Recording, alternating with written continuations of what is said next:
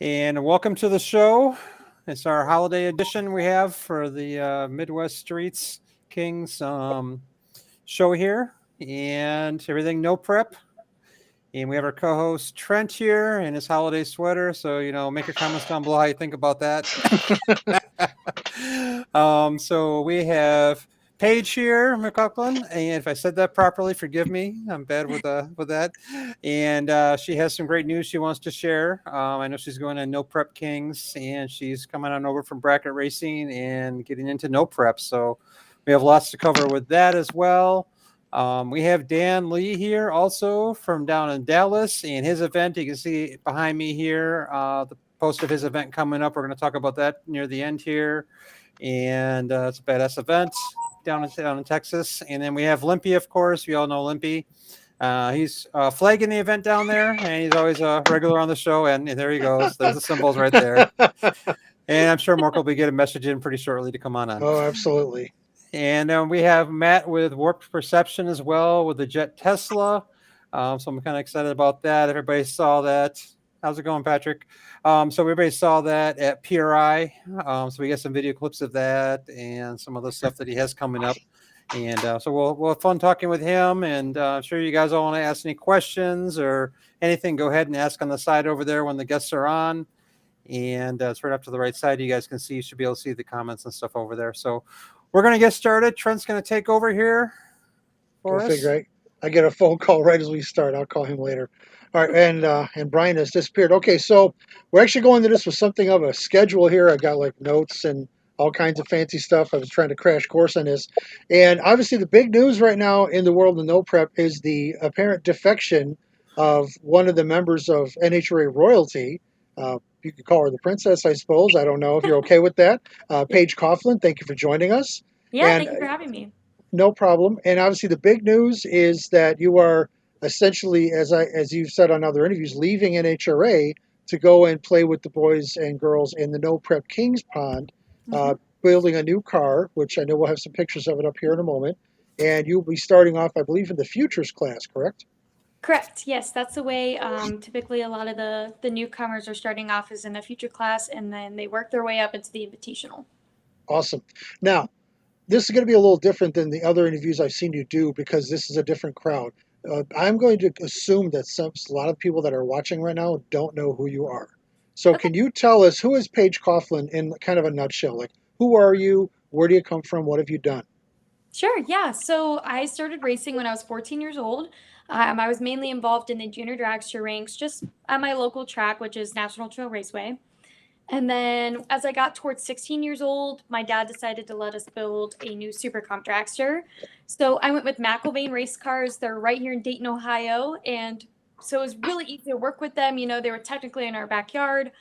And so when that was finished in 2017, that's when we started getting more involved in the NHRA super comp ranks. I ran those point series for the first year and a half of my racing career. And then that's when we decided to venture off into bracket racing. We traveled around the Midwest area. We traveled to the East Coast a little bit and some down south. So not crazy far outside of the Midwest area, but far enough away we get a new racing crowd. Sure. And so in 2019, I runnered up in the Super Comp class in the Midwest division of the NHRA. And then that also led me to be the 2020 jegs All-Stars representative for Super Comp in Division 3. So Okay. that's where most of my accomplishments lie so far. And then the bracket racing, we've gone deep rounds and pretty much almost every race that we've attended, which I'm very proud of, not only myself, but my crew chief, Justin Bieber. And we worked our asses off to get there. And then earlier this year, I was warming up my brother's Pro Stock car, and I had lost first round. It was the Charlotte National event at the very beginning of the year. And the first round loss was just not my best driving. You have that sometimes. Sure. I looked at my dad and I was like, you know what? We got to just build a damn door car at this point. We need to do something different. Yeah. And he was actually the one was like, well, what do you think about no prep? And I was like, you know what? That actually sounds really awesome. So we did some more research into it. And then one of the guys that has worked on my dad's pro mods in the past, he had this 92 Camaro. And I was like, oh my gosh, well, we have to do that. And so that's kind of where it all started. But most of my background has been NHRA along with my Coughlin family. You know, the heritage has been NHRA for the past 6 years. Okay. And for those who are still not drawing the connection, the Coughlin name may sound familiar from Jeg Coughlin, as in the Jegs Parts Store Yes. enterprise. That is the family she comes from. Hence why I said it's a very high profile type of thing. And, you know, I'm excited for you. I'm excited for the sport of no prep because I think it's going to open some people's eyes as to what really can go on, because there's been a lot of skepticism as to what goes on in shows. Admittedly, a lot that's come from me. It's another conversation for another time. But it's refreshing to see, aside from someone from NHRA choosing to essentially switch venues, if you will. Mhm. You know, for a long time there was concern that drag racing was kind of starting to die out. There wasn't a lot of interest. You know, the joke was that NHRA was written in the '60s, and you know they haven't had a new entry since the '60s. And Yeah. now we're seeing more and more younger racers getting into drag racing, and the crowds are huge, and you've got the spectators lining up for autographs now with the big shows. And it's, to me, I think it's super exciting to see someone younger. If I remember, you're like college, right? Like early 20s ish. Yes. Yeah. I have a semester left of college and then I'm Ooh, done. okay. So, all right, cool. But Almost there. that, so that's good though, because that's, now I guess that begs the question: are you going to try to race professionally? Are you looking to do a career path and maybe race on the side? Uh, Well, how my dad has raised me, Troy Senior, we've always had to work X amount of hours if we wanted to go racing. And so when I was working at Jegs over the summers leading up into my senior year of college, you had to work 30 hours a week if you wanted to go racing. And sometimes for those bracket races, though, you have to leave like Tuesday or sometimes even Monday to get there on time. You know, we always travel together, sure. whether that's flying or driving. We always travel as a team. Me and my brother Troy Jr. and our Okay. crew chief, Justin Beaver. So sometimes you're working longer hours for 2 days a week, or sometimes you could spread it out a little bit. But Sure. I mean, that was the requirement. So I want to race professionally, but I also have this in the back of my mind, like, hey, you still have those requirements to meet. Like, you have to be Right. present in the business field, and like, you got to show your contribution to the business, because without jegs we wouldn't be racing, and Sure. that is such a huge part of our racing career. So, and I want to give back to them. I've worked there for quite a few years now, 3 or 4 years, and I've enjoyed every minute of it. And so going back to work there has always been a true blessing, and I want to continue to do that. So if I don't keep going back to work, I can't race. So that's just kind of how we were raised. Okay. Well, I think that's probably the best answer you could have given, because it resonates with a lot of people. You know, most people, especially in no prep has very humble beginnings, Yeah, and a lot of people in no prep are still, not even 9 to 5, more like 7 to 8. Working blue collar people that are really out there just killing it, just so they can put the money into the car and go race on the weekends. And I think exactly. that's why the sport in general has resonated so deeply with so many people, because it's relatable. And that is unfortunately where I think NHRA fell off years ago, Yeah, because they focused on top fuel and occasionally pro stock. But you never saw, like, I come from an NHRA sportsman family. When I was a kid, my dad was a stock eliminator racer. You never see that stuff on television. Like, it just doesn't happen. They'll right. go to ice skating before they'll film that. And and you get hundreds of those cars at the events. The turnouts are just nuts, and they get, no attaboys, no nothing.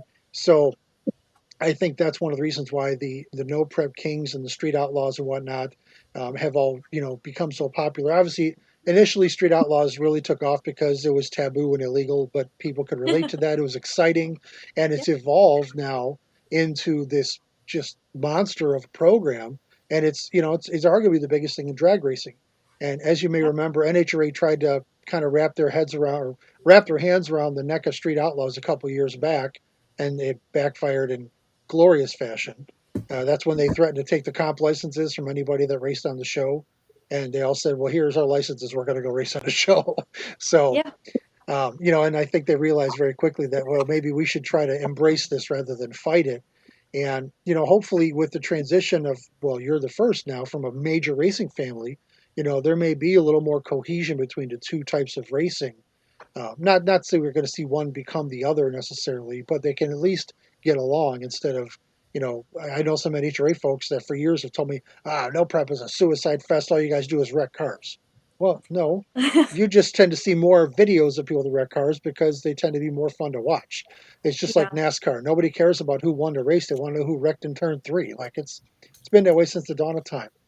Um, exactly. Yeah. so so let's see here. So you obviously you've got this third gen Camaro, Hmm. and I have to back up real quick. I don't mean to laugh every time you say your crew chief's name, but when I heard you say him in the Thank interview, you. I Thank know you. you know where I'm going with this.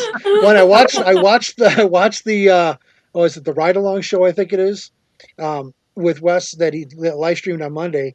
I Hmm. swear to God, he said Justin Bieber, and Oh my gosh. I'm like, you've got to be shitting me. I'm like, You this will not kid, believe how much he gets that, and I it's I might, hilarious every time. It never gets old. I And yes, I his don't name is doubt it for a second. Justin Beaver. It's hilarious. We make fun of Wait, him. Oh, beaver as in the animal? Because that might be yes, funnier. yes, Justin Beaver. He's All right, great. all right. He Well, is that's like part of the ride or die squad, as I've called it in the past. It's me, okay. my brother, and Justin. So Okay. So it's real. let's talk about the car for a second. Sure. I know you said it's a '92 Camaro, and I know Brian's got some pictures of it that he can post up here, Yeah. which you've seen. That was the original gold of the car. Now, this was a family friend of your guys whose car this used to be, or somebody that works with you, if I remember right. Yeah, so Mike Reese owns the car, Okay. and he has worked for Jegs for as long as I can remember. He is like the other older brother, and he worked on my dad's pro mod cars and all that. And his wife and him had tuned and raced this car for years, mostly in like small tire and such. And there's one thing that his wife Nicole said to me that really stuck out to me. She said this car was built for women to drive. And as Well, soon as I sat in that car, I was like, damn it, she's right. Like this car is perfect. Like meanwhile, all the third gen F body guys are like, "That's not true." I'm sorry, but you know what? That was the most comfortable door car I had Yeah, ever sat in. And like I've sat in the pro stock cars and the pro mod cars, and like sure. I look so small in them, and I can't even. I mean, like I know there's not a proper seat in those when I'm sitting in them, but Right. I mean, I'm drowned out by my surroundings. And when I sat in that car, I felt so comfortable, so at peace, like fit like a glove. And I Awesome. was like, this is going to be a really fun year because I'm already comfortable in this car and I've never even started it. So I'm And excited. that brings me to my next question. I tried to come to this interview prepared.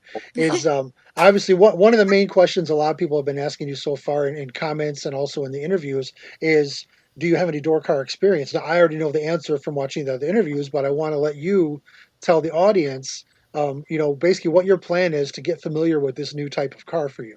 Yeah, sure. So surprisingly, I have no door car experience. I mean, coming from a door car family, it's almost shocking to others, when they hear, like when I was talking to Erica Enders when I warmed up TJ's Pro Stock car, she's like, she watched me try to get into the door car and she just was like looking at me sideways.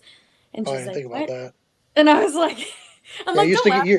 you're used to getting into a rail, so it's a totally different, Yeah, maneuver. yeah, it is. And I was like, you know what? I've actually never done this before. Like, I've sat in them before, obviously, but like, I've never even started one.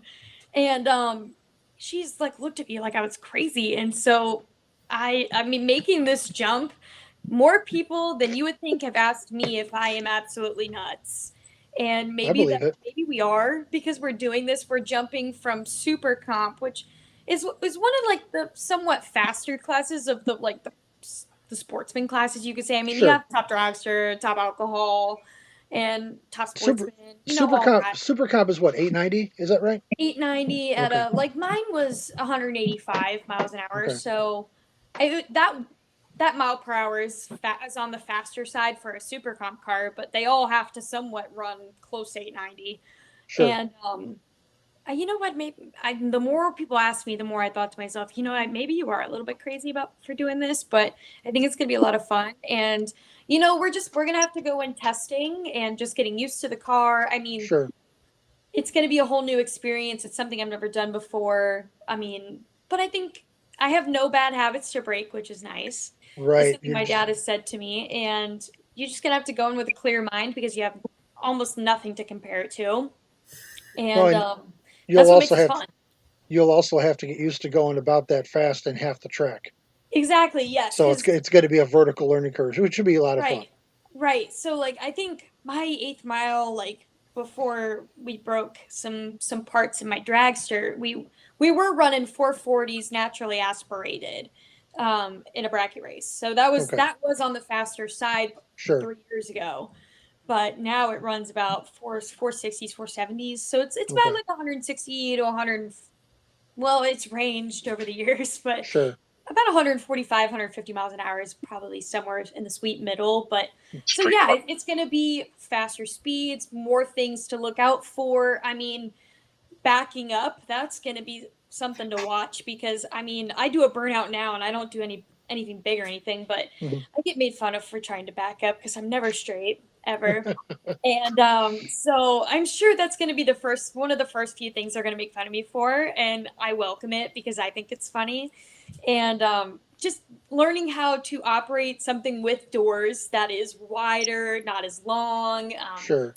But I'm really looking forward to changing it up a little bit, doing an actual door car burnout and taking it past the tree and just going that fast in that short of a time period and learning how to adjust to a non-prep track. I mean, that's completely different. And Sure. so maybe we'll start out with a prep track, kind of like baby step it a little bit just to make sure we're completely comfortable with the car and knowing where everything is and how to properly drive it. But I'm really excited about it. I'm really hoping maybe by like the end of January, early February, we'll get this thing out. And, it still has some work to do. The car's not quite done yet, but we want to make sure everything's right. Sure. Measure twice, cut once kind of deal. Carpet- And carpenter everything will logic. be exactly the way we want it. So Right. it's going to be worth it. Now, and the other question I had is that do you guys have any plans at this time in your testing or in the season in general, if time allows, you're going to try to campaign in some other no prep events and just kind of get more seat time and competition Oh outside of yeah, the show? for Cool. sure. Well, outside the show, not quite sure. Okay. Honestly, have not gotten that far. It's been a hectic week over here, but Sure. in Sure. the best way. So right now we're just focusing on getting this car out to go preseason testing, hopefully into January, early February. And then they did mention, like, I've heard the schedule has not been released yet. So I've heard, like, maybe there will be 15 races, maybe there will be more, maybe there'll be less, but we don't know when it starts. So it could start in Florida in March. It could start in Oregon in April. Like, who Right. knows? Well, And I know. so it's a lot of traveling and Right. Well, technically and racing it's like a pro schedule. So, and that's one of the things that stressed out a lot of the competitors who hmm aren't paid cast or anything like that because it's so resource intensive for most yeah, people just to be able to travel that far. And I think the last season didn't start till June. It started really late, but yeah, they COVID. crammed all like 15 races into like 19 or 20 weeks. It was Yeah, insane. It it was like was a insane. gauntlet. It So I was mean, because as I've been working for Drag Illustrated, I wrote a story on the season opener at National Trail Raceway. mhm, And I reached out to Pat Musey, Justin Swanstrom, and that might be it actually. And my dad because he attended the race, but okay, I maintained a friendship with Justin Swanstrom just to continue to learn more about the class without totally sure, giving it away what I was sure, doing until sure. he put two and two together. But Well, and he's I done really well went for himself coming up too as well. Yeah, for He's sure. accomplished I quite a give him bit. tons of credit. He did a nice job. I think he tied for third in the points, and he's built this fan base that is very, very loyal to him, and that's really Sure, cool to see that someone his age, which is not too much older than me, can do that all by himself and like really get himself going and go to all those races. And sure. it was interesting to learn a little bit from him as just kind of get the wheels turning. But that's when PRI hit. That's when the fun started. Usually Calling each does. other out and just talking shit and Yeah, there's a story at Howl at the Moon I heard about. You want to tell us what that was about? that's where it started. So that was the first time I went out during PRI. I was working for Drag Illustrated. I was at the booth all day, every day, and oh my gosh, overall such a blast. And if anyone went to the Drag Illustrated party, that was amazing. Fabulous job. I had so much fun. So many no prep people were there. I mean, Mhm. even like street outlaw people, grudge race people. I met so many people. I lost for words. But Yep. so at Howl at the Moon, which was the next night, I went out with some bracket friends. One of them, Darian Bosch. We've been growing up racing together. He's been very successful in the sportsman ranks. But he had come up with this idea like, oh, like, why don't we call Justin Swanstrom out? Because I had been talking about, how street outlaws and no prep kings, they talk like that. They call each other out. They're not afraid to hide their feelings and speak their truth. And they're very out there in themselves. So I was like, why don't we try something like that? So he helped me kind of come up with it, and he got it Okay. up on the whiteboard at the wall there, and it said Paige Coughlin said Justin Swanstrom ain't shit, and I was like, oh my gosh, I was freaking out because You're the gonna fit in NPK really side nicely. came out. Yeah, I just was freaking out. that's It good, was and so and much he's a fun. and he's a good sport about it. I saw his show he did, Yes, um, and yes, he he was is. a really good sport about it, Oh and yeah, and we that's talked a little bit at the bar, and we're shooting the shit with each other, and yeah, talking some smack. But it's all fun and games. I mean, until we actually do get to race each other, then I sure, think I'm gonna hold up my end of that call out. But until then, we're still friends. Like none of it was all fun for us. yeah. But Your he friend, keeps telling me he's gonna paint my car white next year from kicking my ass, and I said I think it's gonna be the other way around. I think you're gonna see some black and yellow on there, and you're just gonna have to live with it. So it's just tell him, make sure he's got a color on his car that complements a black and gold pinstripe, or exactly, because exactly. I know you had mentioned that you were going to try to leave some of that original gold in that paint scheme. Are you still going to try to do that? I'm gonna try. That particular gold color is it was like customly made right for that car, and it is absolutely gorgeous. Like seeing it in person, I mean, you can't even justify that seeing on a screen. And but it's really hard paint matching. These things get scuffed up every once in a while, and so if I can't keep some of the original gold color, I might take. I had a friend design some sugar skulls for me, and I might hide those in the yellow paint and make them gold. So it Okay, captures that little bit of gold essence to match the name of the car. And but you have to look close enough to see what it is. sure, And so that I really wanted to capture a little bit of the gold without completely taking away our true like jegs yellow, because I think that sure. really it announces who we are in the best way. And Oh, absolutely. I mean, I just think it'll be cool. now, are you at liberty to say whether or not you will have like a jegs type livery on the car, or is that something you can't talk about yet? A jegs type delivery. Like a livery, like you have jegs on a door, that sort of Oh, thing, I'm or sorry. I thought you said delivery, and I was like, yeah, yeah. Is it going to come straight from jegs to the racetrack? I mean, duh. um, I well, just didn't delivery know, would be obviously, cool. right? Because traditionally, obviously, all of your family's cars, I mean, they have proudly proclaimed jegs on the side because that's the banner sponsor of the entire program. But I Yeah. didn't know if you were going to go that route or maybe something a little more reserved. I mean, if you can't talk about it, I understand. Oh, no, Um, that's fine. Like following the No Prep Kings rules, we want to be respectful. Obviously, Sam and everyone on the producers team, great group of guys to talk to, great group of guys and gals to speak to. sure, And so I obviously want to respect the rules, and they don't want big logos out there. It's not a street car at that point. So this car is not going to look like your typical pro stock car or my dad's pro mod car. I mean, there won't okay, be a big Jegs logo on there. I might slap a decal on the back just for fun, sure, but sure, I'll have it on my fire suit. It'll be on my helmet and all the apparel that we're going to sell. So that'll be a way for us to get the Jegs name out there. But I think the sure. black and yellow colors on the car speak enough for themselves. Oh, absolutely. And now you have the opportunity to kind of craft your own brand Exactly. Yeah. outside of jegs. So that's, that should be very exciting. Let's see what else. What else have I got here? I'm almost out of your questions, so you're almost free from my You're fine. Spanish Inquisition here. Um, I was going to ask you to discuss Sam Kirkus because obviously he's the producer and he's kind of the brains behind the MKK race. And I will say, speaking for myself and a lot of other people, there was some skepticism when the show really started to elevate because we're like, pretty much the general rule was we were afraid that Hollywood was going to just take over drag racing and not in the greatest way. But it seems like he's really worked hard to try to find a balance to keep it, still Hollywood and still ratings and whatnot. But it's not just a machine that just takes over everything. And I was curious what your thoughts are on that. Yeah, totally. Meeting Sam for the first time happened at PRI. And I had been to two no prep races in the 2021 season. I went to Maple Grove and then I went to Cordova. Okay, And I had seen him in passing, but never had the opportunity to introduce myself. The races are busy for him, and obviously sure, he's done a great job.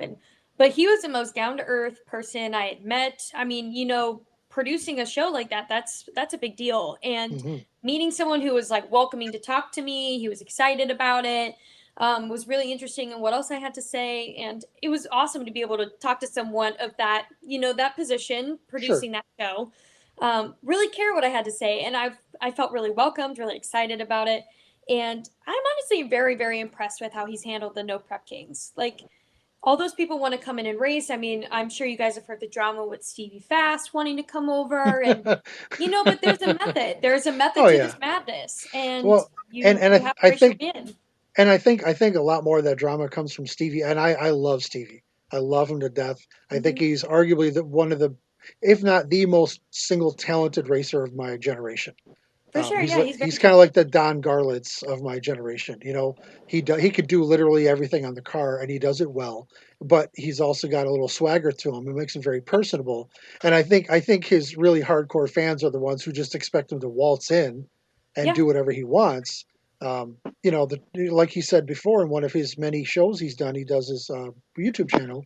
You know, it it doesn't interest him yet, but eventually everybody's got a price, and maybe he'll come over and dabble. And if he does, then you get to see, you know, these loyalists freak out because I'm assuming they're going to make him, you know, race futures just like they're making you. yeah, And that's the way it should be. And I respect that. So it would exactly. be, but I also know that I've told some of my other no prep friends, I was like, you don't want Stevie Jackson coming into your swimming pool because he's going to kill you all. It's just, you know, Yeah, the guy exactly. doesn't know how to fail. So, Right, right. but it'd You be know, fun to watch. yes, he is fun to watch. You know, like in some aspects, he may be great for the TV show, but in some aspects, he may hurt the TV show. And he's Yeah, very talented, and I've definitely seen some of his accomplishments, and especially when he was racing with my dad during Pro Mod. But you have to race the future class. I mean, unless you get asked to be on a team and they sure, approve you already. I mean, I guess that is a way you can do it, but most of the time you have to run the future class and you have to prove your worth. And sure. that's one thing I admire how Sam has structured the No Prep Kings is like it doesn't matter who you are, what your last name is, how much money you're bringing to the table or to the show. You have to go through the same procedure that pretty much everyone else has done.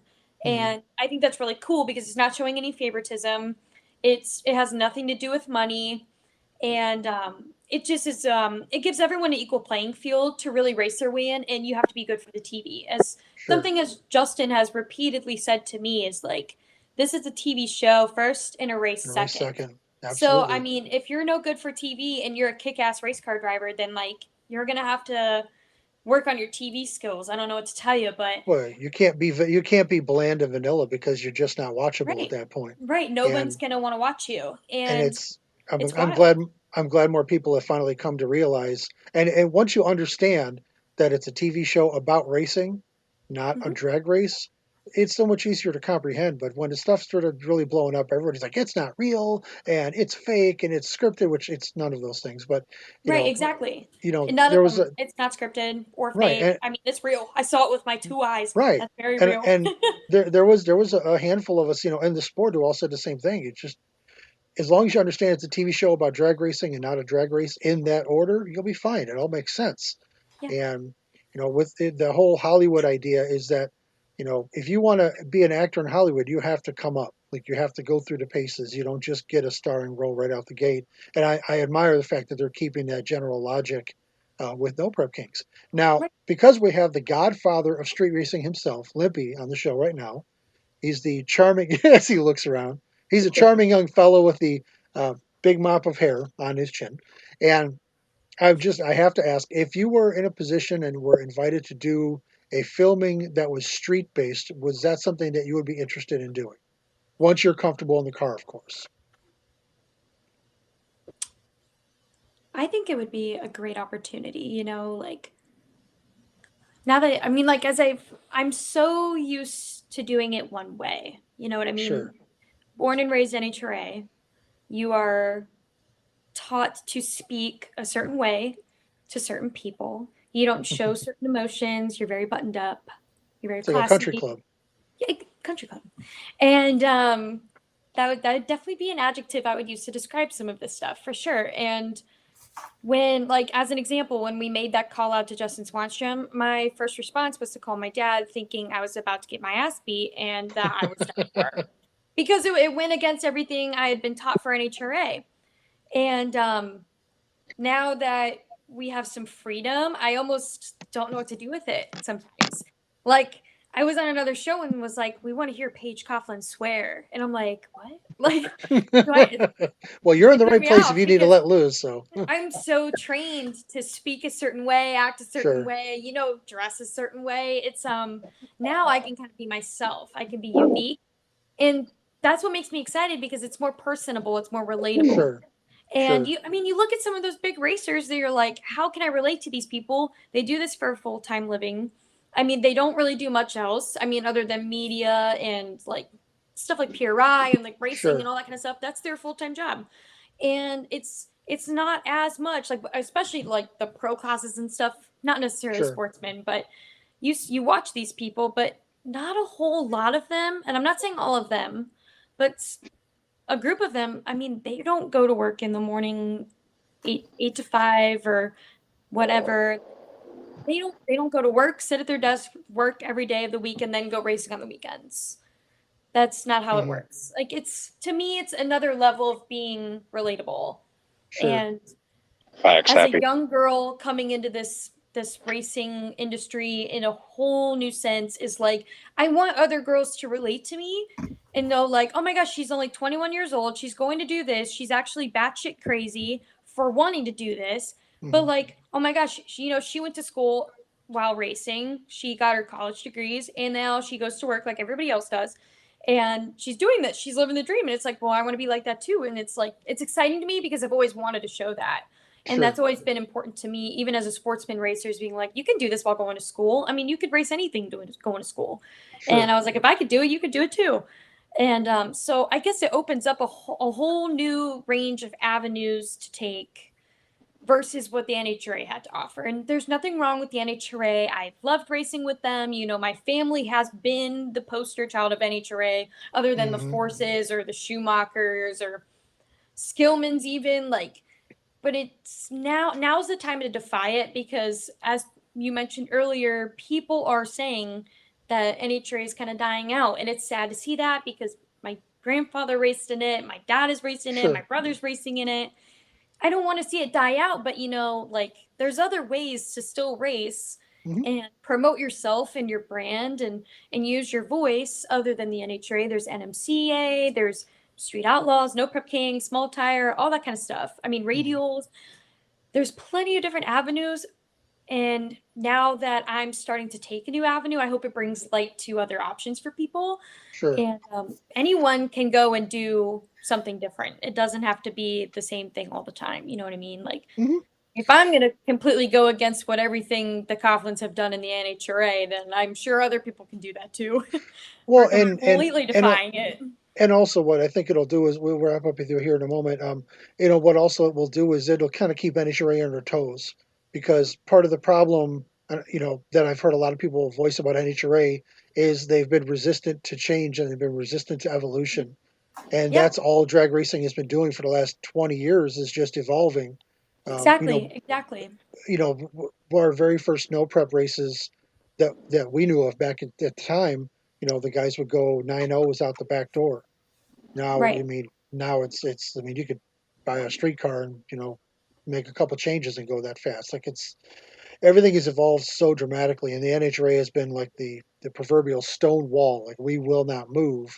And I think Yeah. all of this additional racing, like you said, NMCA, obviously the No Prep King, Street Outlaws, and all the various other, you know, growing races around the country is going to force NHRA to be a little more dynamic and not so Yeah. static in everything. So I think that'll be good for everyone. And looking at I the completely agree. comments, it's like Josh Williams said, it brings awareness to the sport, and that's something that Street Outlaws has done hands down over anything in existence.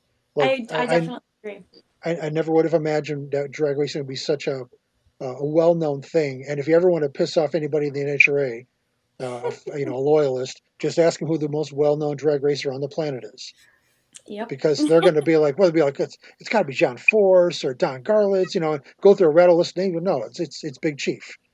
Yeah. It's Justin Shearer. He's hands down the most well known. He's a household name, Yes. and if you ask him, he's like, I'm just some kid from Oklahoma, but everybody knows who he Yeah. is, and it brings awareness to the sport, and that's good for everybody. I agree. I agree. So before we go, I want to just thumb through the comments here real quick and make sure I didn't miss anything. I don't think so. I don't know where Dan went. Brian and Matt and Limpy, do you guys have any questions you have for Miss Coughlin over here? I recognize her though from the races. If she knows who Jessica Hatcher is, she knows I'm not even allowed near those tracks anymore. I've definitely heard of the name. Yeah, I recognize her. Yeah, so Jegs was one of my sponsors of my channel early on. I know Josh, he's like the marketing guy. Yeah. But then shortly after, I just went full-time YouTube, and my whole culture was I don't take sponsors anymore at all. So Well, there you go. That's awesome. yeah, advice of Mr. Beast. I don't know if you know who Mr. Beast is. I've heard of him. Yeah. Yeah, My kids know him really well. Yeah, so he's a friend of mine actually. I met him at VidCon like 3 years ago, and nice. he watches my stuff, and that's how I met him. And he's like, dude, you don't need sponsors. He's like, you're doing crazier stuff than crazy. He's like, don't take sponsors. It's gonna hold you back. So once That's I went awesome. full-time YouTube, but yeah, that's how I recognize Paige. It's kind of funny. I did some deals with the NHRA. I'm very opinionated. I won't even start to talk about that. The way they're like very resistant to change. Oh my God. I spent like a whole year rewriting the whole TV coverage for the NHRA. And long story short, I don't think Jessica Hatcher is there anymore, but yeah, I don't think so either. But I mean, like No. you said, the NHRA TV coverage is when you think of the No Prep Kings or the Street Outlaws TV coverage, it's sometimes it can be sad to look at what NHRA has done. It's literally like you got a little bit of pro stock. I mean, they don't even feature pro mod. They do that on another channel, and then it's just Top Fuel and Funny Car, which is great. Those are exciting 100%. classes, but it's the same people every year. And occasionally bikes. I've seen bikes every now and then. Bikes too. Once in a while. How could I forget? They flip flop races sometimes, so they'll have bikes at one race and pro stock not, and then they'll flip them, which is like, I never thought I'd ever leave the NHRA just because I always wanted to be like my dad, and I wanted to be this pro mod racer. He was literally the coolest person to me. Still is by a long shot, but like as I got used to some of these people, like when Big Chief came over to run, I think it was a few years ago. Yeah, he came over dabbled. on Pro Mod. The line was so long to just get his autograph. I don't even think he qualified, and I'm no, he didn't. What? No, this is awesome though. Like, look at the people lining up to meet him. And Murder Nova was over there, and let me just say, Murder Nova was one of my favorite Street Outlaws racers ever when I first started getting into it. I actually named my race car, my Super Comp car, after his car. I named it Murder Dragster. Nice. And then I had a scooter that was Murder Scooter because I had it all blacked out. Like, I was determined. Like, Murder Nova, I thought was the coolest guy ever. All right, so Sean Ellington, if you're watching, you have a fan. And now that I'm like, oh shit, I might be racing with him next year. It just blows my mind. But seeing that is exciting, like even though we didn't even qualify, all those people came to see him. It's it is, and Sean actually traveled way up north to one of our old COTS races years ago. I mean, obviously his massive line and all this other stuff, and it was unannounced, unexpected, and he was so nice. He was so nice, and I remember the first time it's talking about when you said that there was this big line for Justin's pit. The first time I seen all those guys in one spot was at the first Armageddon back in 2019 down in Thunder Valley in Oklahoma, and that's when like I got it, because I wasn't really big on the TV idea. It just wasn't really my thing, and then I saw these just massive lines of people waiting for autographs, and I was like, holy shit! Like I couldn't even wrap my mind around it. But then it occurred to me, I'm like, if this thing lasts for a while, this could be good. I mean, while I may or may not have agreed with the principle of the show in general, because I'm not a big Hollywood guy. I don't watch TV much, and that sort of thing. But the bottom line is awareness, and it has worked for drag racing in spades, and you cannot deny that.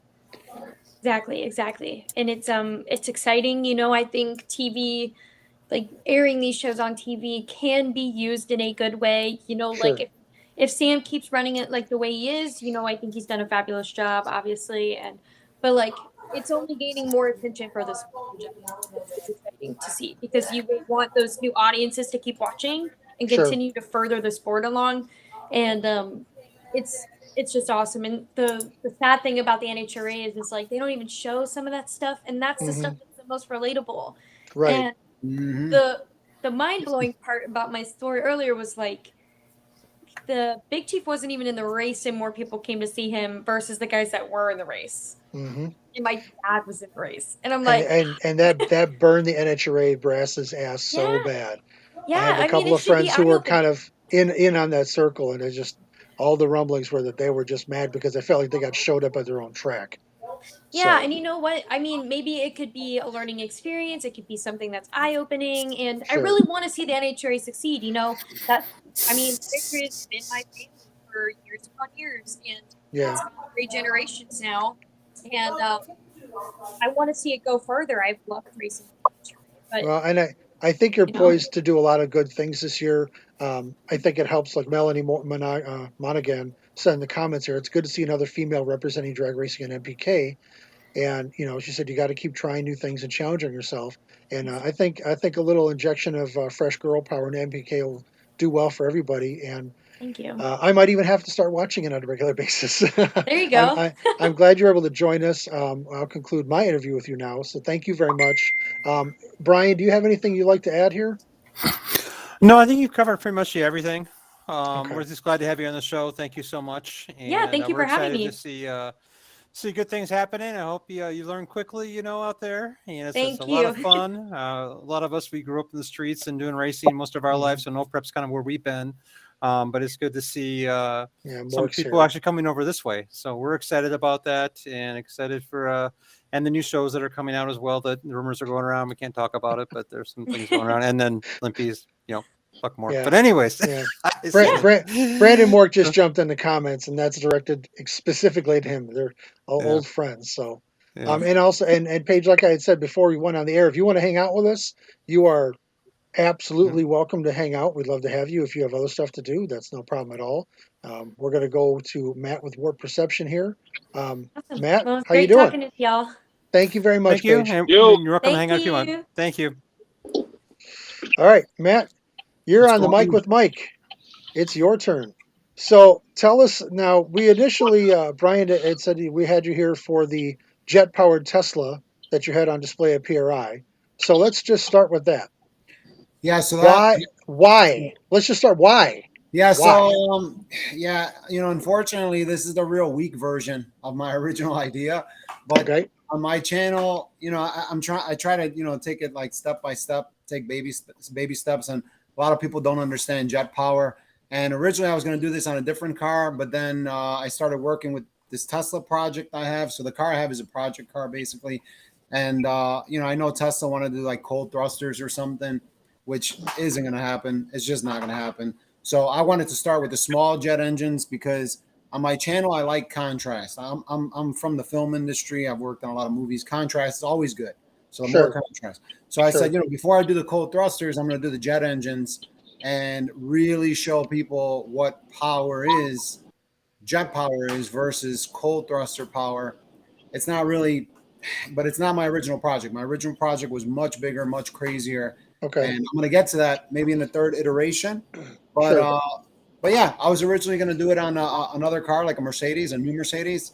And I decided I had the Tesla, and I was like, well, I like contrast. So electric car. So all the people who watch it, who want, own a Tesla, and they think they're saving the planet. And then I'm going to burn 2 gallons of fuel per minute to burn dinosaurs. And it creates a lot of contrast. I think Sure. it'll work pretty good. Well, and I have to ask if you have been concerned at all that Elon Musk is going to send a hit squad to your shop at any point. So funny enough, I'm an aerospace engineer. I have a lot of ties with a lot of companies, including Tesla and SpaceX. And funny enough, I didn't want Elon to see it, but he actually saw it before anybody else, before the YouTube video posted, because I visited my friend. I won't say his name, but he works with Elon, and he manages a big part of the company. So basically, I met him here in Illinois. He's a good friend of mine. He took pictures, and he's like, "Man, can I send them to Elon?" Like in all seriousness. So I'm like, yeah, go ahead. You know, the video is posting tomorrow morning. What harm can it do? So funny Sure. enough, but I know how Elon is. I've met him before. He's very, I don't know how to say it without being negative, but Is I'm he not as really. is he as quirky as he appears to be? He's a little bit, but I think he's a little bit more. I just don't know the right word. I'm an engineer, you know, not an English major. So I guess self-centered would be, you know, he's the type of guy that'll look at it and be like, oh man, why didn't we do this before this guy? You I know, got you.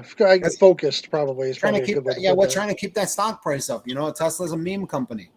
You know, Yeah. so Yeah. I know. and I'm on Tesla's side. I'm working on some projects with Tesla right now, Sure. and I hope they succeed. But you know, it's like I tell the executives at Tesla all the time. Last time I talked to the people at Tesla, I said, you guys remind me of that really hot girl that you know she would be a perfect 10 if she could just pull herself together, but you know it's never going to happen. But you're waiting for it. You're like, well, I have Yeah. faith. I So, have faith. but yeah, so that's why I chose the Tesla. You know, I mean, electric cars, you can't beat them. It's ridiculous. Like that car is like 2.4 seconds, 0 to 60, Oh yeah. just, you know, full charge. Unfortunately, my conditions weren't perfect, but you know, Yeah. the next one they're going to be better. But I did race one of the fastest Teslas on the street, except for the Plaid, the other day. That's going to be on Rich Rebuilds channel in a couple days. I don't know if you know who Okay. Rich Rebuilds is. I actually have I know I actually have a go video ahead. clip of it. We can play it actually. Is that okay? Oh, nice. Yeah. Yeah. Play it. All right, let me go ahead and so here we first saw you at PRI actually, and some others have seen you too. There's a bunch of videos kind of floating around, and everybody.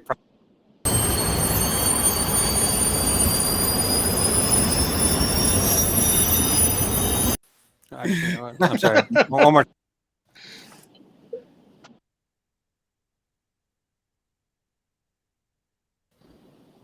Yep, there we go.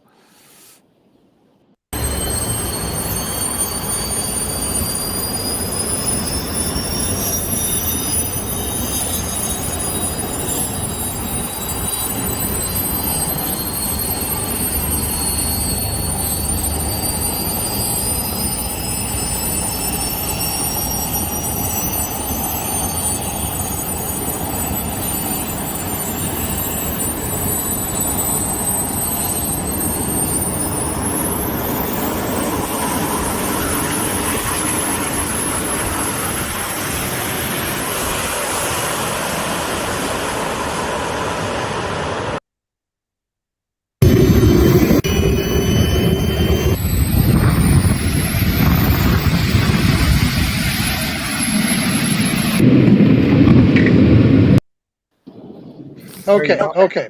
So I got two things that come to mind here. One is I don't know who was the guy filming behind you under the viaduct, but that dude's brave.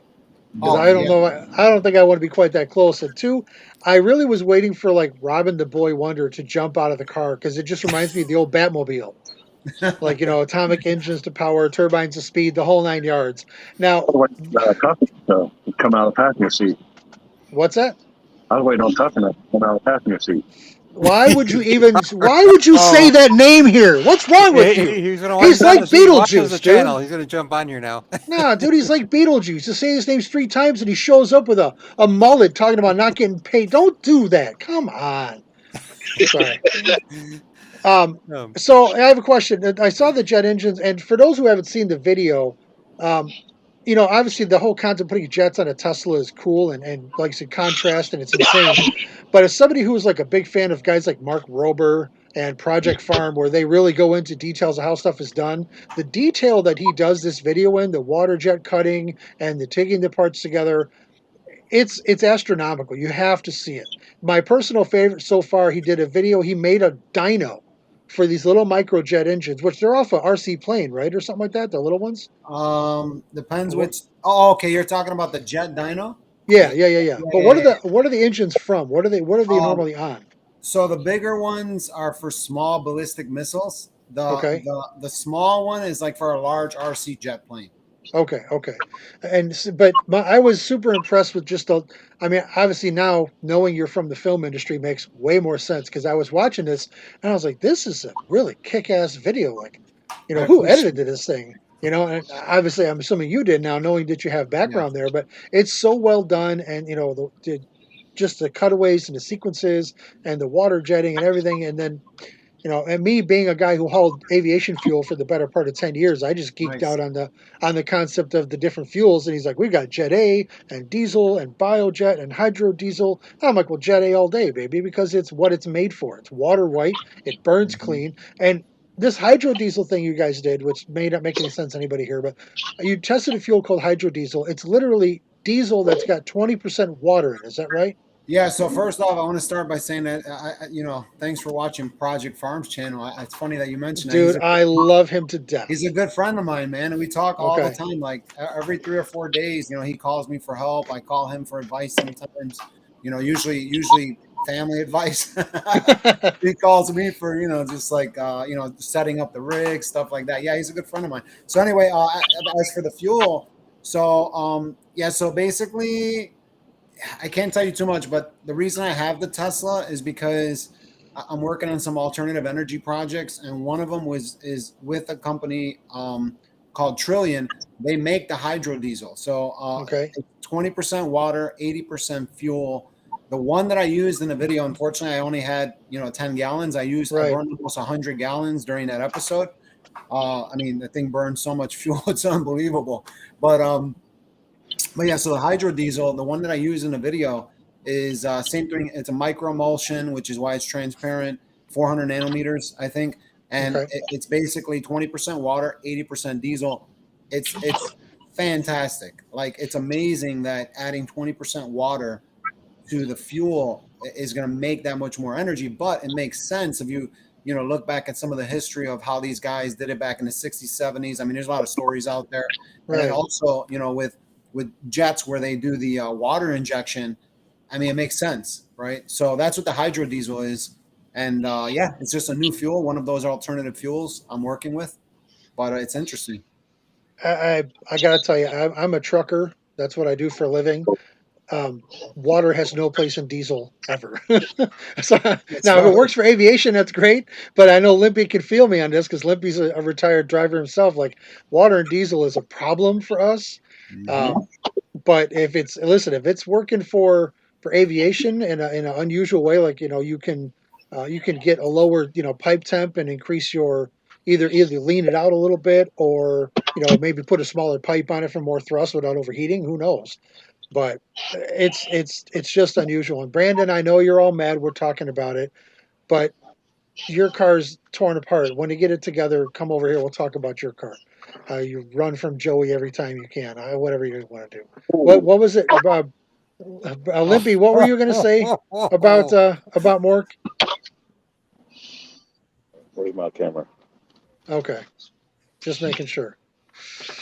Brandon's a good friend of mine. In case you guys are wondering, he lives across town from me, and we do nothing but bust each other's balls on a regular basis. So, all right. So let me ask you this. Now, I know in doing some research on your channel that you had another channel just called WPX, where obviously your current channel is Yeah. Warp Perception. So was that just kind of a first effort, or was that something you had a different focus on, or? Yeah, so basically, it's been tough for me. So I had a crew of 5. Then the whole pandemic hit. Then I had a crew of 2, including Oof. myself, 3, and then I had to get rid of them. So I'm working by myself. So that was originally my behind the scenes channel. So what I did Okay. is I rebranded my personal channel, and I'm going to put everything that I would put there. So I'm only going to run 2 channels. I have another channel actually called Situation X. It was a hidden camera show I was doing with MTV. Back in the day, and then we started streaming it, and then MTV did all this racist stuff like 3 years ago, and it went. I just completely pulled out of it because MTV went whoop just like that in like Sure. week because I don't know what they were thinking. They were putting all this crazy stuff out there. Well, basically, yeah. So I'm focusing just on my 2 channels, which is my channel called Unthinkable, and then also Warp Perception. And so basically, yeah, that's what that WPX was. It was just where I was putting, everybody. But I found out that viewers, once I grew my channel a little bit bigger, I found out that viewers actually don't know what they want to see. Like they say, hey, we want to see this, in slow motion and that, and then I film it, gets 50,000 views, and I'm like, all right, what a Right. waste of time. But Well, and Yeah. And I saw that. I noticed in some of the videos you have a lot of slow mo stuff. Some of the see through stuff you did was really cool. See through engine parts and whatnot. Even some stuff on a water jet. As much as I know it's going to irritate Brandon, but there are people who really like to watch that stuff and learn more about it. And it may be something that's out of reach for people. So when you break it down and explain it to people how it really works, and you get to see kind of the nuts and bolts of it, that appeals to a lot of people. But like Yeah. you said, a lot of people don't know what they want to watch. They're used to YouTube telling them what they're going to watch. Yep. That's right. And Here, it's watch funny. this. It's funny that you said that about being out of reach, because that's kind of in my my channel kind of it became so engineering heavy, and I still got high speed stuff coming up. But what I wanted to do originally was I started with the high speed stuff because I did that really, really well. I worked on a lot of TV commercials and stuff, and I had a deal going with the slow mo guys early on, which that's another story. I don't trust YouTubers anymore. So basically, yeah, so I just went my own way, started doing slow motion stuff, and then originally what I wanted to do was all the projects. I just didn't have time. So what I want to do really is combine the high speed stuff with, or slow motion is a little bit different. High speed is just a little slower. So basically the high speed stuff with the projects, and just to look into things deeper. And then also with the equipment, like you said, everybody thinks it's out of reach. So here's the thing that I'm going to start showing on my channel is it really out of reach? Because let's say you got a teenage kid, he's into engineering and he has a great idea. He wants to buy a Honda Civic for 20 grand. And, dad has to make a decision, right? Okay, buy a Honda Civic for 20 grand, or buy the machine for 20 grand and buy a McLaren next year. Once this kid gets money from the product that he wants to produce here in America versus ordering it from China.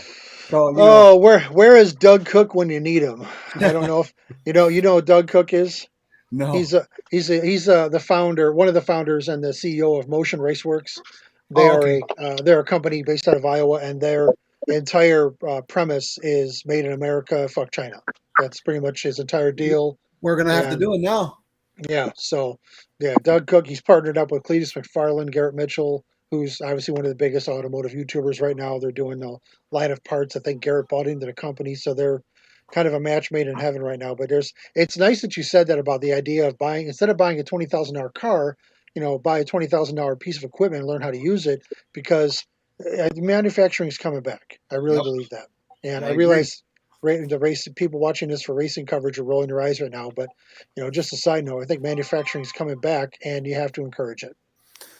Yeah, we got some news to share later on about some Yeah. some growth and things that seen a lot more of that definitely Okay. happening. We'll talk about later in the show. Okay.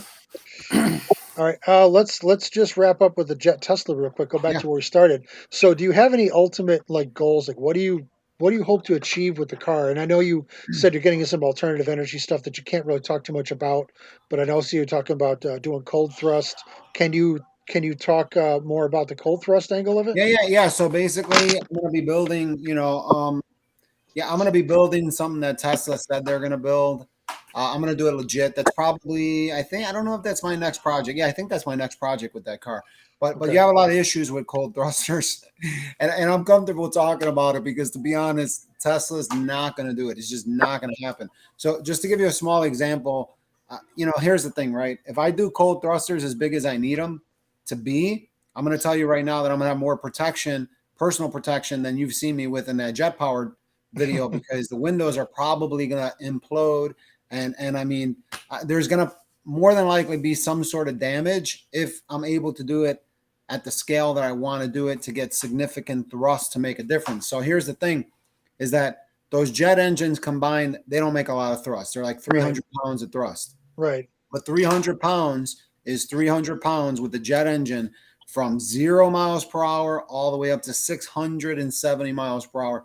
You have 300 pounds of thrust. So with a jet thruster, for one, you have to get the timing right. Two, just to give you an example, let's just say you take one of those engines, it's making 100 pounds of thrust on hydrodiesel. If you want a jet thruster, a large jet thruster that they use to to orbit, or I should say adjust the trajectory on like a satellite, is, just to put this into perspective for you, a normal large jet thruster is probably 3 newtons of force, maybe 6 newtons of force. But if you look at like satellites where the cold thrusters are adjusting the position, Those are more like 0.6 newtons of thrust. 0.6. Now, all three of those jet engines on the Tesla is 1,040 newtons. So do the math.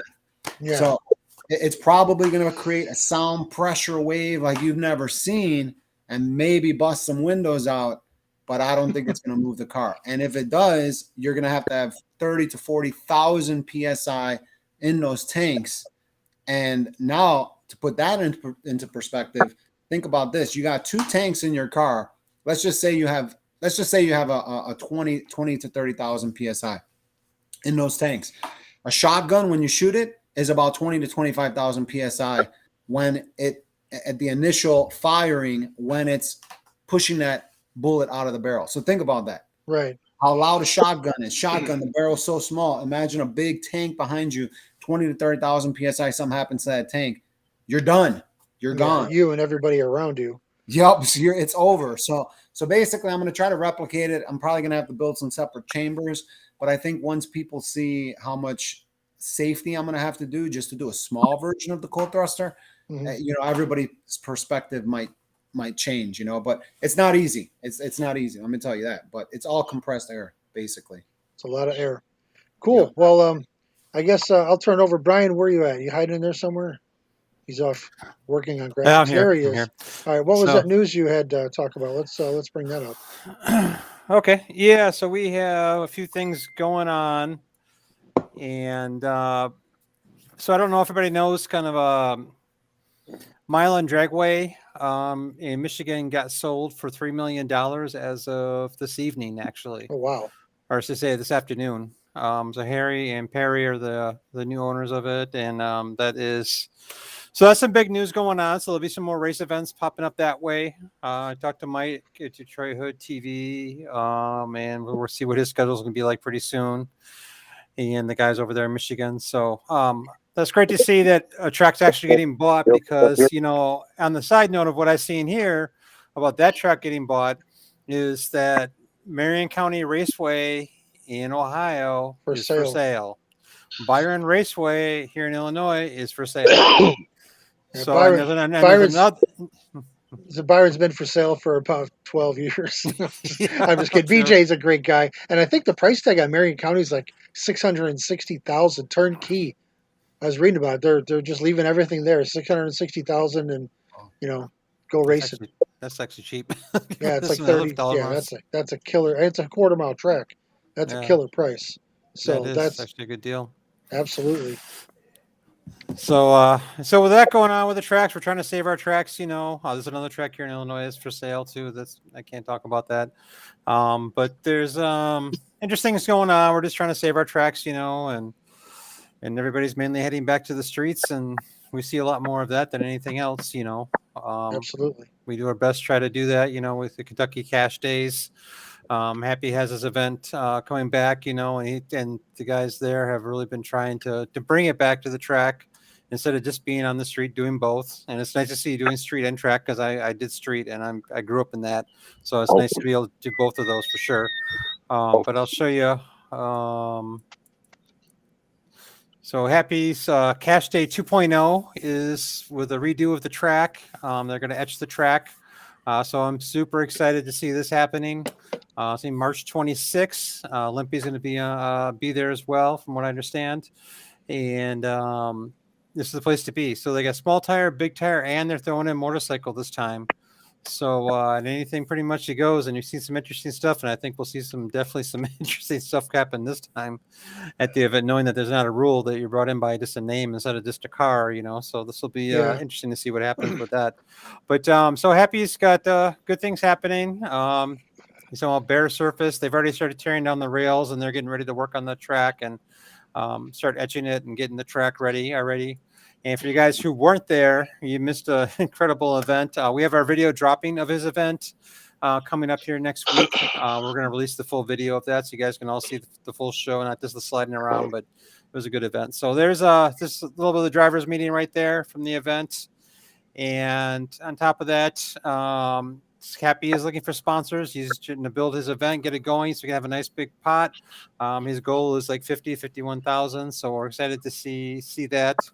if that can happen. And so these are the sponsorship levels. So if you know anybody who can help out, let them know. Reach out to them, to Happy. Let us know. We'll pass on the information as well too. But definitely the event this year, that was definitely quite a interesting event. So everybody used to call it Crash Days. They said, well, I still think it was a good event regardless. So Yeah, well, and it's every it's like we said in the last show when Happy was on there. It's not like it's not like he minced words. He told people exactly what they were getting into, and that's what they got. It was was it Limpy as advertised? I think he wanted to call it. As advertised. Yep. I mean, it definitely was. Can you imagine for just a second if they had a motorcycle class at the time? That would have been ugly. And Somebody would Matt, have got hurt. yeah, and Matt, you'll be humored to know. Oh, it just disappeared. I was going to tell him, that a Hi there. Tesla. Oh, there he is. Oh, he's got small on me. He's on here. Yeah. Side, yeah. That a Tesla one, a plaid one, was a big tire, right, Limpy? Yep. Yeah, they had a Tesla come out and wig the big tire class. Well, he was the fastest path out of everybody. I think the fastest miles per hour for the whole day. I think actually. Yeah, he went like 107 or something like that. Something insane number on that surface. Yeah, I'm not really a big electric car guy. I just, I don't know. I just like working on all sorts of different stuff. Sure. And, if I have a project that I need to do, that's why I have the car for. Other than that, I wouldn't have the car. But I mean, I don't know. I'm kind of stuck in between the whole gas electric car thing. I mean, there's things for me. I'm extremely anxious, so for me, the electric car works. But it's kind of like when I drove from Chicago to Indianapolis, I had to stop twice to charge. On the way back, I filled up the tires at 50 psi, turned off the heat, and did 60 miles per hour all the way back from Indianapolis to Chicago just to make it. So stuff like that doesn't work, But other than that, if you just want to get in and boom, take off, you want instant acceleration, it's good, but it's kind of boring. I mean, you're always traction control no matter what. That thing will spin all four tires for like a block and a half if you stop traction control. But you do that, then it's extremely dangerous if you're not a good driver. Right. Because there's so many people that have like disabled the traction control in those cars, and all of a sudden you mash the gas and the wheels are spinning 150 miles per hour in like 3 seconds because it's electric. So I don't know. I mean, obviously the governments are pushing us electric. Yeah. But at the same time, I don't know. I don't know.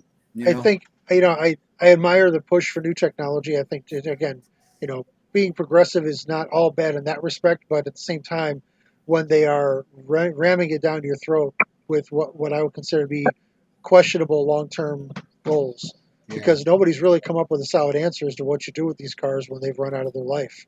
Oh, man. You want to talk about environmental problems? Those batteries are comprised mostly of lithium, which is a nightmare to get out of the ground. Yep. So that's a whole other topic for another show. Another topic. Yep. I have some experience there too, but yeah, it's no fun. It's no fun. Nice. So Dan, you've been waiting patiently, and I like the flag, by the way. It's very subtle. So why don't you tell us a little bit about yourself?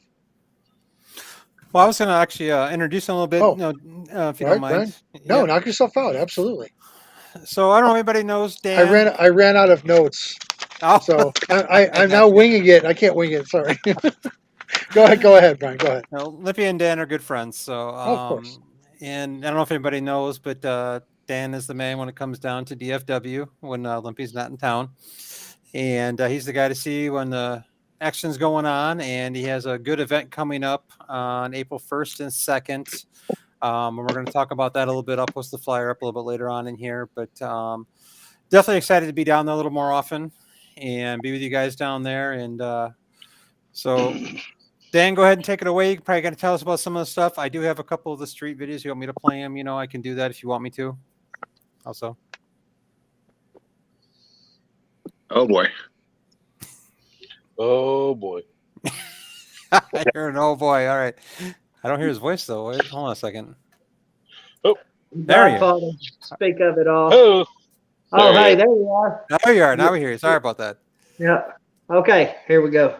We've got a big event coming up April 1st and 2nd at Yellow Belly Dragway, which is in, we call it Dallas, but it's really in Grand Prairie, Texas. The good. It's one of the oldest outlaw tracks in the country. If I'm not mistaken, it is the oldest outlaw track in Texas. It's a different track. It's not like a big XRP or NS or a big track like that. This is as hood as it gets. It's just something different. People's been watching videos all over the country that everybody kept saying, man, we need a big event at the gut. We need a big event. Well, we finally locked in enough deals with the owners to be able to make it happen. That was something else. But foremost, it should be nothing but a giant party. It's a small tire event. We've got hard tire, small tire, smaller tire than the outlaw. And so that way, and then we've got the True Street and the tailgate as well. If you'll go to the Facebook link on Limpy's page, you can see all the details, all the rules, the buy-ins, everything like that. And we'll post that as well too. Yep. And while I'm on here, we're looking for sponsors as well. We've already got a handful that we can't thank enough. A lot of them sponsors a lot of the stuff we do, track and street, which is kind of unheard of. But our people back us and they like doing what we're doing. So big shout out to all the sponsors. I do want to throw them out there while we're on here. It's 820 Motorsports, Accelerated Racing Solutions, Paige Pro, All Natural Stone and Grass. We sell grass. Red Tie Canopies. They're actually giving out coupons for every class. They're going to give you $500 off. The winners get $500 off, like a 10 by 20 canopy, which, if y'all price them canopies, they're up there. So that'll help everybody out as well. Memory Loss Racing and Pimp Juice, the traction compound company, they have all stepped up and are sponsoring the events. I don't know much more to say, but it's going to be one hell of a party. It's going to be a packed house. It's for April. It's the race to be at by far. Definitely. I know it's on my bucket list, and I think it's on a lot of other people's bucket list too, is being at that track actually. Mm-hmm. Definitely. Place is a legend. Absolutely. So this would definitely be a good time. Limpy, anything you want to ask some questions at all to Dan? I know you guys are good friends, but water burnout only. Yes, it will be a water burnout only event. That way, you get, let's say, 50 to 100 to 300 cars in one spot pouring all different kinds of prep. It's going to get greasy. It's not even going to be any fun by the finals. So we're going to do water only, start to finish, and let's party. Let's get it done. Sounds good. Looking forward to it. And when's that date again? That's April 1st and 2nd. Okay. And no, that's not an April Fool's joke. April 1st and 2nd. It's 100% payback, 80-20 split, with sponsor money on top of that. Now, with your sponsor money, I'm a huge fan of 80-20. I do it with a lot of my classes because it's transparent. This is how many we got, and this is what you get. Mm-hmm. We're not going to talk about transparency and drag races like we had a few weeks ago. We're just going to go right past that one. But are you planning on putting a sponsor money on top of the winner, or just combine it all together and split it, all of it? It's combined. Okay. So at the beginning of the race, before we start the race, we'll know how much money we have allocated to each class. Mm-hmm. And then the driver's money will go into that as well, and then it'll be split 80-20. Okay. Which you know what's going to happen. It'll get split 50-50 in the finals between the drivers. Hey, that, I say that at every drivers meeting. Yeah. I call it 80-20 split. Now, when we come to the finals, whatever y'all want to do, if you want to give the second guy $1 and y'all agree on that, that's it. If y'all can't agree on something, then it's an 80-20 split. Right, So right. but at that point, it's up to the two drivers. Yeah, and it seems like 80-20 has always worked out pretty well, at least up here. As long as Yeah. they know what you got going in and they know what they got coming out, like we were saying before, as advertised. Where I started way back in the day. Yep. Pretty much everything I do, all of my roles come from the legend himself, Limpy. I've helped Limpy for years and years, 5 or 6 years now. Actually, I think we're going on I think 8 years now, 7 or 8 years in total. I've been in the streets with him, but for the last 5 years, I've been helping him do security and helping him with events and cameras and everything else. So this year, with him being away as much as he is, I've stepped up and started trying to do a little bit more around here. And but everybody's asked everybody, it's all over Facebook about tire sizes and this and that. And I'm like, look, Limpy's rules hasn't changed.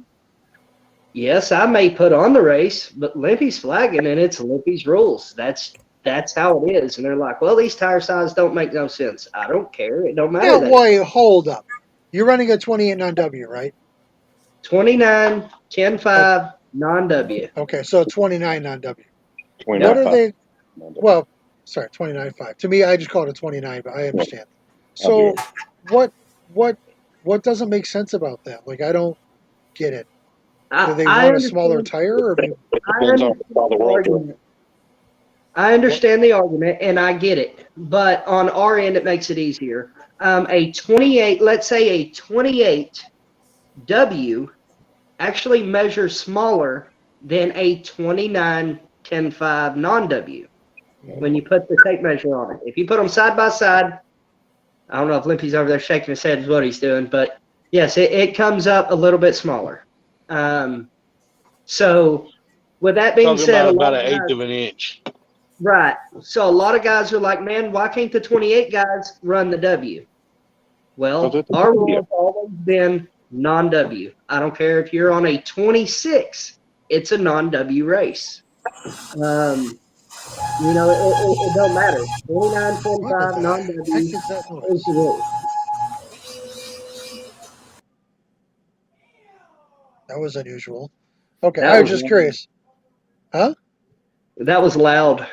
Yeah, I didn't know what that was. Somebody started milling out. They start getting fucking happy. God damn it! He totally throws off my concentration. Thanks, dude. Hey, Limpy does that every time. I gotta pretty much like block out his little picture there because like if I'm talking and I'm looking at him, it fucks me up every time. Yeah. What Pro Stock's saying? Do you guys know something about somebody got hit at by a bullhorn in Florida? You guys heard anything about this? I've heard a little bit about it. Okay. But I think that was at the Grudge Fest they had going on down there. Okay. But I know somebody that personally got hit by a bullhorn this year, and it actually bent the bullhorn. The man still flagged the whole entire race, but it actually bent the bullhorn, and a minute later he flagged another race. He didn't even go sit down, and that would be Limpy. I figured it was gonna be Limpy. What part of it did it hit? Like, what part of you did it hit, Limpy? It flew off and hit my ankle. Nice. And you man. bent it. That's pretty funny. Yeah, Jasper, there's no time for logic here. He's up there. If it's 29.5, bring 29.5. If it's 28, bring 28. Exactly. Why? You don't get it at all. Everybody's got to put in their 2 cents on on everything. They're putting their 2 cents when they're broke. That's usually how it works. Hell, we've had guys show up running 28s and take home the money. So, we've had guys that showed up and made one hit on 29s, pulled them off and put their 28s back on and went faster. Mm-hmm. So, we used to get guys that when the pro brackets came out, when they were still pretty new, we had guys that were going faster on 26s than they were on 28s, and they would run them in 28 class. Matter of fact, we had one racer, Chris Henderson, slow pony. He double upped. When we used to do double entry back in the day, he double upped on 26 gangster and senior 28 on the same tire. And he just said it's because it's shorter. He goes, it's stable. The guys really liked them. So, pretty much this is the maximum size tire you can run. It doesn't say you have to run it. Right. It says this is as big as you can run it. Run whatever the fuck you want. Like, everyone wants to complain just to complain. You know what I mean? So as long as it's a non-W tire, 29-10-5 non-W.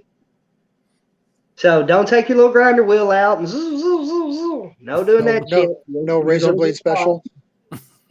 Yeah, no doing that. You'll end up caught. The very first race I put on this year, Cash Days. Well, yeah, the very beginning of this year, Cash Days, the winter Cash Days. A guy tried that and he ended up getting caught. I ain't saying no names. He's been burned at the stake long enough for it. He's a good guy, but they tried to get a little advantage and it didn't work out in the long run. So several people said they've done it throughout the years and didn't get caught, but that's like anything, eventually somebody's going to get caught if you're breaking the rules. Well, and nowadays there's racers just walk around with tape measures and randomly check people's tires. Right. There's really no hiding it. At the same time, I came from more of the dirt track racing world. If you're not cheating or if you're not bending every rule as much as you can and finding the gray areas, you're not trying.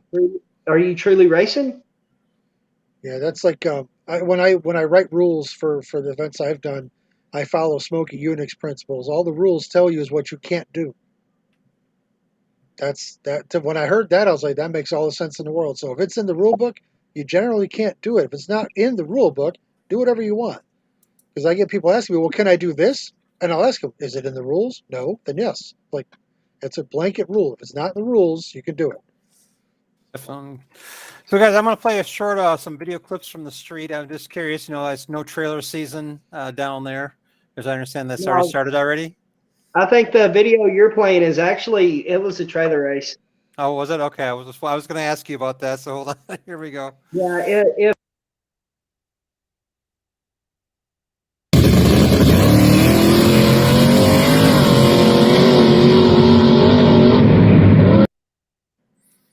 And we had this one here as well. Hey,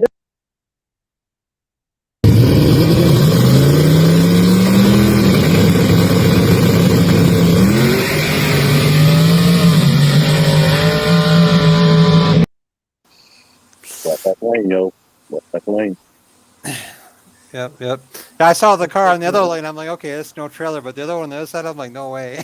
He drove it there. It's a streetcar, bro. And they had the whole headset and the microphone going on and everything. I was like, okay. What's that, Dan? Speaking of electric cars, that first race, left lane, that was a Tesla. That's what I thought. Was it really? Yeah. I wasn't even looking. I was looking at the streetcar in the right lane. Every time I see somebody flagging races, I just am reminded of why Limpy's the king. Because Limpy's method of flagging races, you can't predict it. And a lot of these guys that flag races, they point or they do this, or it's like if you ever play poker, these guys all have a tell. If a guy's lifting a flashlight up, you know how long it's going to take to get there. If the guy's doing the run back or the running man shuffle or whatever they're doing, or the crow hop, or everybody's got their own style. It's just my personal preference. I prefer Limpy's style of flagging. The light never moves off his head. When I used to flag races, I kept the light up here and I pointed twice, and they never knew when the light was coming. So, Limpy and I, we've got to get together and get me a headlamp. But I'm still so new at flagging. If you try to guess my light, you're going to be wrong. I had a guy, not that event, but the event before that. He was racing a car he clearly had covered. He could have left a second before and covered him. But I flagged all day long at a race, and the flashlight that I used, the button was on the front. Well, that flashlight died, so when we went to the streets that night, my button was on the other side. Mm-hmm. So I kept trying to hit the wrong side of the flashlight to turn the damn light on. Yeah. So it delayed me about a half second, which he jumped because he thought he was going to be able to judge, from the time I brought it up to hit it, and he ended up jumping and costing him the race. But hey, there's Jeff Duncan right there. Yeah, boys guy. You said you can't even walk with even strides. Damn, son. Damn. Well, that's this year I broke my foot twice in the same year. I no more got it out of a cast, and I broke it again. So, Did you do it the but same way? no. Okay. Actually, I dropped a small block Chevrolet head on it the first time and smashed the top of it, and then it got better. And 2 months later, a buddy of mine tried to throw me in a pool at a 4th of July party, and it landed on the side of the pool with him on top of it, and yeah, That it was. sounds bad. So, but I dropped that small block head on my foot on Friday, and me and Limpy had a race Saturday, and I was still there. It hurt like a son of a bitch, but I was there with my knee scooter and all ready to go. Ouch. Can I say can I say something here for a second? Yeah, what's up? Nothing about the guy down there with the nano stuff. Dude, you had me lost. Like I'm still lost. I'm still thinking about nano stuff, and I got to Google stuff when we get off here. Hey, the new thing is putting jets on these cars, to give a little advantage. He was talking kind of stuff, and I was like, I really feel like how dumb I am. I listen to this guy talk. It was over my head. I know that. The no prep stuff. I don't even watch it, man. I ain't gonna lie. And the Street Outlaw stuff, I don't even watch it. But Brad Mork was on there talking to smack, but fuck Mork. But I hope that she goes in there and does pretty good, because it needs. I don't know how the ratings are and stuff like that, but I watched more actually at Happy's house last week. I watched more. Oh, I kind of glanced up as he was watching it, and I'm like, "What the hell are you watching?" And then, it's street racing, no prep. It's all the same stuff, man. I mean, just a few minutes that I watched it, I could see. Y'all say it wasn't scripted. It's not scripted. And all that stuff scripted. Everything's scripted except for the racing. I'll go out on the limb and say it, just because of me. I agree with you, actually. I feel fuck given all that stuff. I've been on several filmings, and they want you to say this. They want you to say that. Mm-hmm. Racing's real. yes, it's real. But the no prep stuff, the no prep king stuff is, I guess it's the new thing. I guess Christendom's got it going on over there. Hope it works out for them. Yeah, I know that they're getting into what we talked about earlier. That's happening too. So we'll leave that for another day. I think that's from you, background Limpy, for some reason. Yeah. But I want to thank Dan and for being on. Everybody go check out his event. It's definitely going to be an awesome event to go to. It's the one to go. I can't wait. It's on our bucket list, and we're going to be filming that event too. So we're looking forward to that. We're bringing a full crew down there, so we'll have some excellent coverage for him. And I'm sure Olympia will be live on top of that. So you guys won't miss anything. We'll have the replays. Olympia will have the live feed for it, so it'll be exciting. We'll bring it to you in 4K. So, and also we have Matt with us too. I don't know if he's got his audio going on there. Can you hear us, Matt? I'm having some internet issues. I don't know what's going on. It keeps on. Okay. I have to reset it for some reason. I don't know. It just started happening. But I'm still here. Yeah, we were all down at PRI. We all had a good time, and we'll leave it at that. What was up with this practice tree thing that everybody was talking about? I kept seeing stories about it. Unfortunately, I got to PRI like 3 a.m. Friday night, so I missed virtually everything as far as going out and doing things like that. What was up with the practice tree? I didn't know. No. Hello? Yeah. No, I was asking. I know it was Maddie was doing the practice tree race. Is that right, Brian? Yeah, they had that going on at the DIY shop in Indianapolis. So that was we did pop in for that event. I didn't want to step on anybody's toes or anything. But Todd, I actually was talking with Todd Ferris, and I was telling a few people to go down. He's one of the guys I told to go down there. I sent him the information and everything, and of course, he won that, so that's awesome. And kick butt, and it was just a good time. It was like a car show. You can see a bunch of the cars. There's a food truck there with some food there, and they had the practice tree going on. So it was a fun event. Some young and boosted guys were there, and a bunch of others on there as well too. So definitely a good time. A little nightlife. I think we had our fun in nightlife with Limpy and Matt and a bunch of others. We had a little more fun. I don't know if you can hear us there. So we had some fun. I think we shared that on our last show, so you guys kind of know how that went. But I definitely think that 70% fun is the truth for PRI. I had a great time making connections and having fun at PRI and seeing lots of great cars, seeing the stuff that's coming out. I see Street Kings and the No Prep and all that stuff is really kind of taking a good chunk of that show. Like they had their own basic room was more about all that stuff. So hopefully, things go well and it doesn't go too Hollywood when it comes to the small tire stuff that's coming out, and that's happening. So we'll see how that goes. But I hope again it stays the way it is. So I'll just leave it at that. I want to put that out there. But Sure. What is Matt doing? What are you I doing? don't know. he's giving us a tour. Is what he's doing down there. Driving crazy. Hey, Where you at, Matt? Are you? Is my mic on?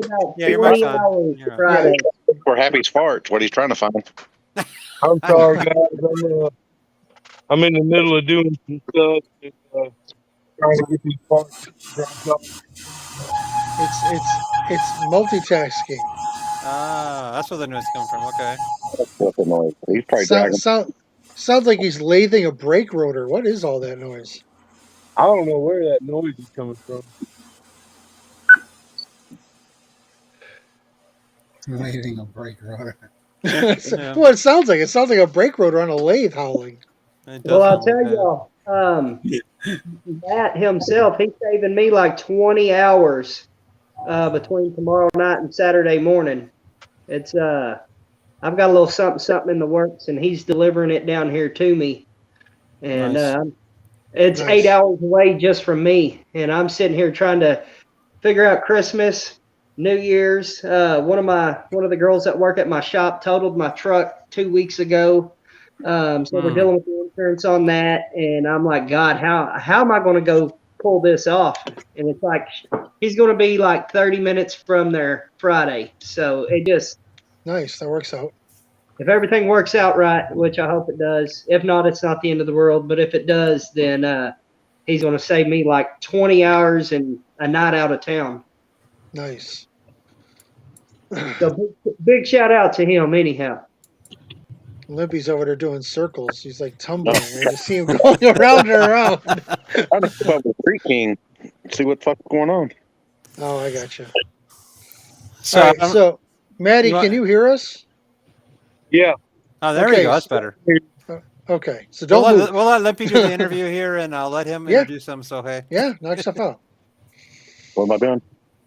you're taking you want to introduce Matt and let everybody know who he is and everything. And Oh, that's the Street King right there. That's just a myth.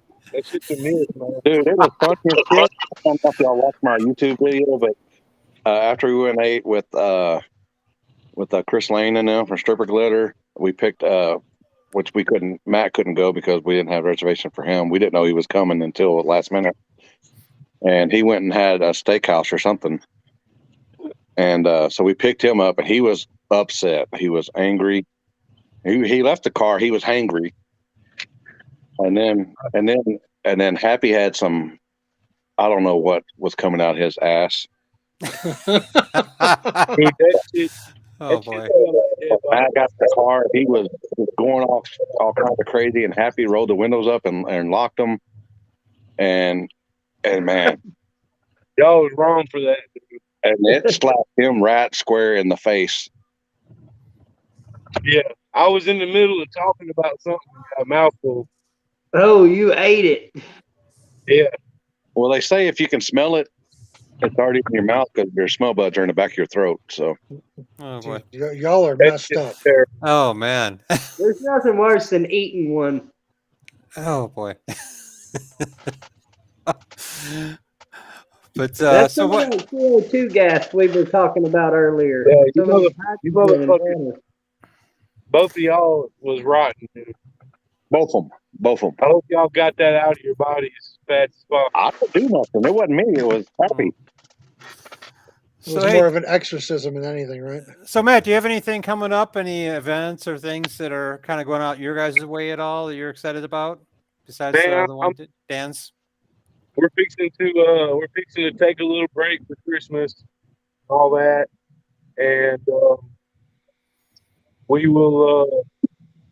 I'm gonna try to do something on the street at the beginning of the year. Yeah, I don't know exactly. Okay. I don't know exactly when, but it just depends on the weather, you know. But I'm gonna try to do something on the street at the beginning of the year, and we got our spring race that we do. We do 2 back of the track races every year, one in the spring and one in the fall. So May 13th and 14th, Jackson Dragway, doing Battle Beyond that we always do. So that's always good times. Uh, in the meantime, I'm gonna be focusing on some street stuff. Alrighty. Well, I'm gonna be down south quite a bit and out west a little bit. So we'll see what happens here. And All I know is it's all secret stuff. I don't know what the world he's talking about, but anyways. I wish I had more faith in street racers showing up to a street race. There As is. if- I was waiting for. Huh? Facts. There you go. I Right. was waiting for that. I just wish I had as much faith in street racers showing up to street races as them dancers did on them poles that didn't go all the way to the ceiling. That's a fact. Yeah. Anyways. Hey, what's that saying you say, Limpy? Everyone's gangster until it's time to be gangster. Facts. Absolutely. Yep. Absolutely. All right, Yeah. guys. Well, we're gonna wrap things up.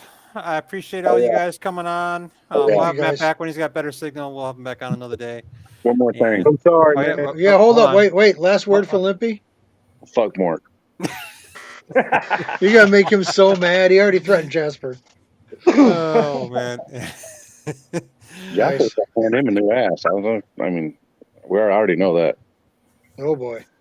All right. Well, Oh, Matt boy. from Warp Perception, thank you for joining us. Matty We Fresh. appreciate it. I don't mind the nonsense and Yeah, chaos a man. little bit towards the Sorry end. for the Maybe have bad fun. signal, man. Yeah, no worries, man. Dan Lee, thank you. Yeah, Limpy, thank you as always.